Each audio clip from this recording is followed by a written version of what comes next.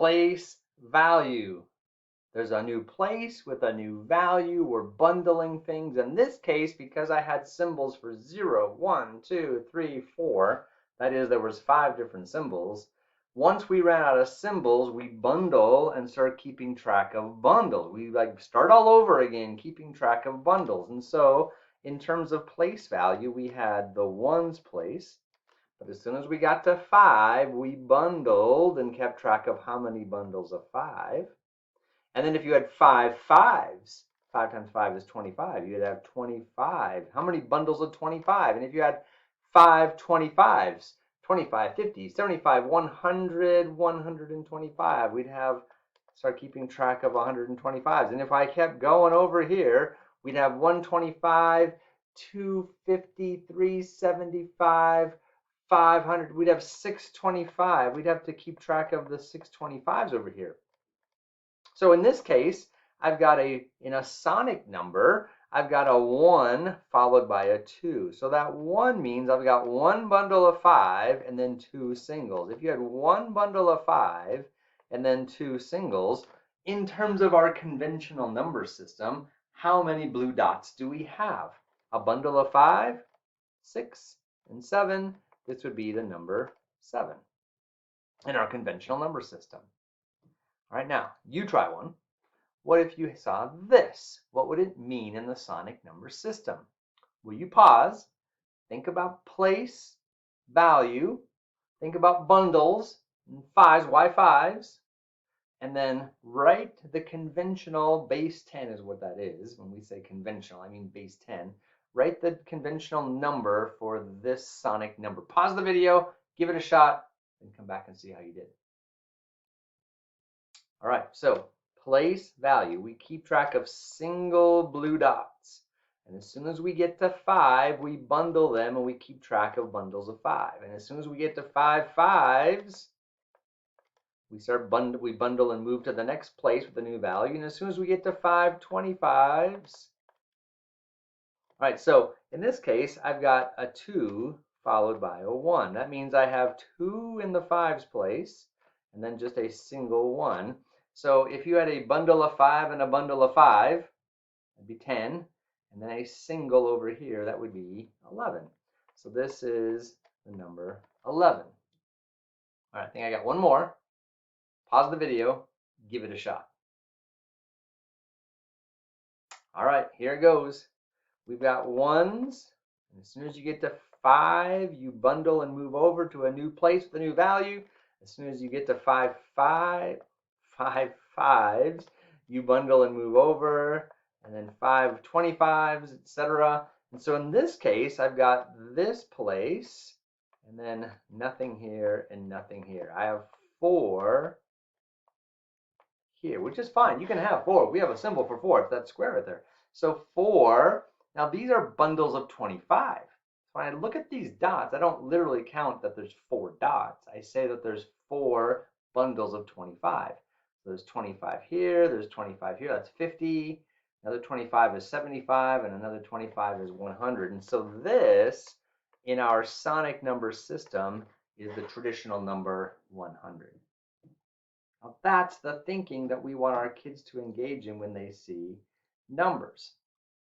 Now I'm going to skip that.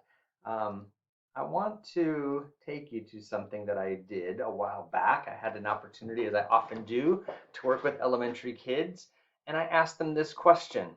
I said, I'm going to show you a word. This was on a PowerPoint, and I didn't show them the word yet, but I said, I want you to think about your mind's eye. Like, close your eyes, and when I say, or when you see this word, I want you to think about pay attention to what your brain does. So I open your eyes, and I clicked, and boom, they saw the word dog. And I started asking the kid, what's in your mind? Oh, I saw my dog. My dog's of this and of that. It's big, it's small, it runs, it barks. My dog poops on the floor. I mean, they would go on. You can imagine, like, I can think this is with third graders. Third graders would go on and on and on and on, telling you about their dog. It was fantastic. And then I showed them my dogs at the time. I had 2 schnauzers at the time, Toby and Gracie, and so I showed them my 2 dogs, and it was a fun thing. And so, okay, we're going to do it again. I want you to close your eyes, and I'm going to show you the word, And I want you to think about what happens inside your brain when you see the word. And this time it was pizza. And the kids, third graders, just love to share. Oh, one time I had pizza and I threw up. Oh, I love Domino's pizza. I love Papa John's. I love this pizza. I love pepperoni on my pizza. And they just talked all about pizza, on and on and on and on. And it was fantastic. And then I talked about my favorite pizza and why I like it. And then we did one more. No, we didn't do one more. That was it. But then I wanted to do the same thing. I said, all right, you guys, I'm going to show you a number, and I want you to pay attention to your mind's eye. What are you thinking about when you see this number? And I think I started with 23. I said, all right, close your eyes. And then, boom, they opened their eyes. They saw the number 23. And the kid goes, I could imagine that there were 23 dogs. And I was imagining 23 pizzas. And they were shaped into the number 23. Of course, because I just talked about dogs and pizza. But here's what I was after. When a kid sees the number 23 when pressed, I want them to have a rich understanding of the number 23, kind of like they have a rich understanding of their dog or their favorite pizza. So 23 or 47 or 165, do they just see two numbers stuck next to each other? Or do they see what they should really see? And here's what they should really see. With our conventional number system, the place value looks like this. We would start keeping track of single dots. And if you had 0, 1, 2, 3, 4, 5, 6, 7, 8, or 9 single dots, fine. You would just put the appropriate symbols 0 through 9 for 9 single dots. But as soon as you got to 10 dots, we don't have a symbol for 10. We don't have a unique symbol for 10. As soon as we got to 10 dots, we would bundle them and start keeping track of bundles of 10.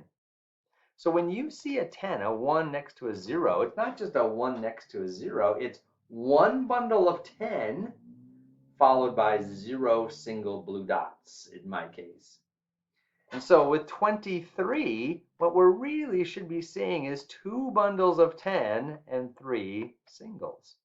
Or 47, 4 bundles of 10 followed by 7 singles. Now, once you get to 10 tens, we don't have a symbol for 10. We only have 0 through 9.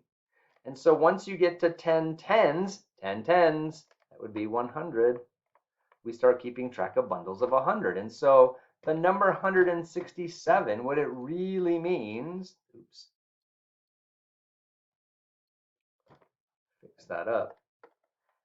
167 really means that you've got one bundle of 100, 10 tens, you've got 6 bundles of 10, and you have 5 single ones. It's 165. That's what we think about with numbers. And so we did some things in this case. Instead of drawing blue dots, because they were third graders, we used popsicle sticks or straws. You could use straws, things that are easily grabbed and bundled. And so in this case, I'd ask them to build, well, what's 23? And well, certainly you could put just 23 single popsicle sticks out there, or this is what place value is all about. We could start to bundle them into groups of 10. 2 tens and 3 ones. 23. 22 tens is what that means, and 3 ones. Or 47, we could start organizing that into bundles of 10 and 7 ones. And then eventually, like with 165, I'm not going to hand out 165 popsicle sticks to every kid. But in their mind, they start to see what 165 really is. It's one bundle of 100 popsicle sticks, 6 bundles of 10, and 5 single ones. That's what numbers are really all about. So I want them to, like the dogs and the pizza, I want my students to look at numbers, and if necessary, in early elementary grades, it is very necessary for our kids to be able to think about numbers more profoundly. And so when they see these numbers, what are they really seeing? And so we ask them to do that. Or vice versa, I would show them pictures. Like, what do you see here? Oh, that's 5 bundles of 10 and 6 singles. That would be 56. Or what's this one? And what's this one? And what's this one? And by the way, you can bundle lots of different ways, as you're going to see in this class. When we get into our algorithms for addition and subtraction, we often will bundle. Once we add and get groups of 10, we'll take those groups of 10 and move them, or we say carry the one, we'll move those bundles of 10 to the next place with a new value. Or in the case of subtraction, we'll sometimes unbundle so that we can more easily, more readily, more efficiently engage in a subtraction problem. And so it's important for our kids to engage in both bundling and unbundling with numbers, and so we can express 28 in lots of different ways, bundled and unbundled. And so that's kind of the bottom line. So I'm going to not talk over these. I'm just going to show you these. You can pause the video and read. And I think these will kind of summarize all the things I've been saying throughout the last couple of videos on place value.